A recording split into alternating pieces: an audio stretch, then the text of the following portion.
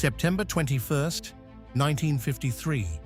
Only weeks after the guns of the Korean War had fallen silent, a lone Soviet-built MiG-15 suddenly appeared over South Korea. American soldiers immediately went on alert.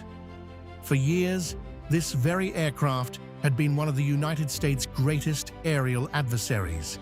Pilots had fought it in countless dogfights over MiG Alley, yet the Americans had never obtained one in flyable condition. As the fighter descended toward Kimpo Air Base, no one knew its intentions. Was it an attack, a navigational mistake, or something far more extraordinary? Within minutes, the answer would become one of the greatest intelligence victories of the Cold War.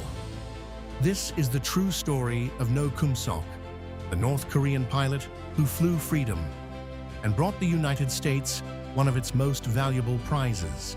No Kum-sok was born on January 10, 1932, in what is now North Korea, during the period when Korea was under Japanese rule. His childhood was marked by dramatic political change. After Japan's surrender in 1945, Korea was divided into Soviet-occupied North Korea and American-occupied South Korea. As the communist government consolidated power in the north, No entered military service and trained as a fighter pilot. He eventually flew the Mikoyan Gurevich MiG-15, a Soviet-designed jet fighter that quickly earned a formidable reputation during the Korean War. Fast, heavily armed, and capable at high altitudes, the MiG-15 became the principal opponent of the American F-86 Sabre in fierce air battles over northwestern Korea. Although No served as a North Korean pilot, he later explained that he had become increasingly disillusioned with life under the communist regime and dreamed of escaping. The Korean Armistice Agreement was signed on July 27, 1953, ending large-scale fighting, but the peninsula remained divided. No Kum-sok saw an opportunity. He decided that if he could fly his MiG south, he might be able to begin a new life.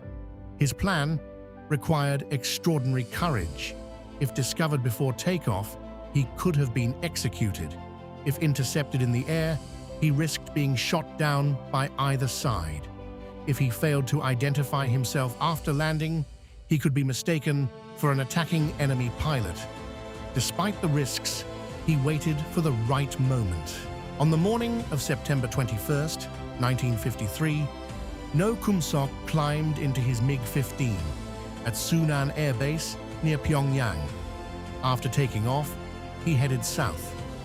As he approached Kimpo Air Base near Seoul, American personnel spotted a lone MiG-15 approaching. At first, alarms spread across the base. The aircraft belonged to the very enemy they had been fighting only weeks earlier. No one knew why it was there. Instead of attacking, however, the MiG lined up with the runway and landed safely. After climbing out of the cockpit, No surrendered and requested political asylum. American personnel were stunned. Not only had an enemy pilot defected, he had delivered an intact MiG-15. The United States immediately recognized the importance of the aircraft. For years, American intelligence had sought to study a complete MiG-15. Until then, most information came from combat reports, photographs, or damaged wreckage. Now, they possessed a fully operational example. The aircraft was carefully examined by engineers and test pilots. It was later flown in evaluation flights to better understand its performance, handling characteristics, and engineering. The information helped American analysts compare the MiG-15 directly with the F-86 Sabre and refine pilot training and tactics. Many people associate No Kum-sok's defection with Operation Moolah, a U.S. psychological campaign that had offered a reward of $100,000 to any communist pilot who defected with a flyable MiG-15. However, No later stated that he had been unaware of the reward before making his escape.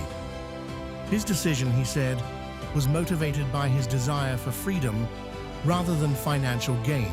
After defecting, No Kum-sok eventually settled in the United States. He adopted the name Kenneth H. Rowe, became an American citizen, and earned a degree in mechanical engineering. He went on to work as an aerospace engineer, building a successful life far removed from the conflict he had left behind. Years later, he published his memoir, A MiG-15 to Freedom North Korean Fighter Pilot to American Citizen. No Kum-sok's flight was more than a daring escape.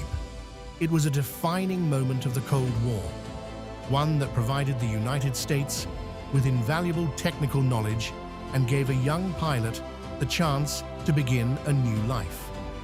His story remains one of the most extraordinary defections in aviation history, proving that sometimes the most important victories are won not through combat, but through the choices of individuals willing to risk everything for freedom.